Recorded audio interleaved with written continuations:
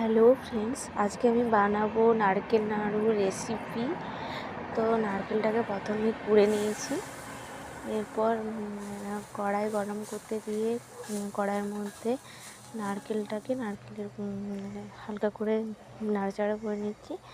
তারপর গুড় দিয়ে দিলাম, খেজুর গুড় দিয়ে দিয়েছি। এরপর আবার ভালোভাবে নাড়াচাড়া করতে হবে যতক্ষণ না নারকেলটা মাখো মাখো হয়ে যাচ্ছে।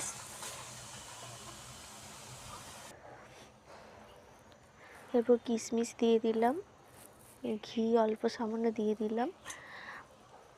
ঘি দিয়ে দিলে একটু ভালো লাগে খেতে নারকেলটা। এই যে দেখুন কত সুন্দর হয়ে গেছে।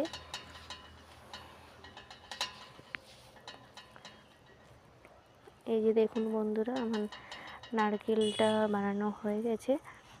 এরপর আমি ওটা একটা পাত্রের মধ্যে ঢেলে নিয়ে একটু একটু করে লাড্ডু পাকিয়ে নেব। এই যে দেখুন লাড্ডু পাকানো হয়ে গেছে। এইভাবে বানাবেন বন্ধুরা, ভালো লাগবে খেতে।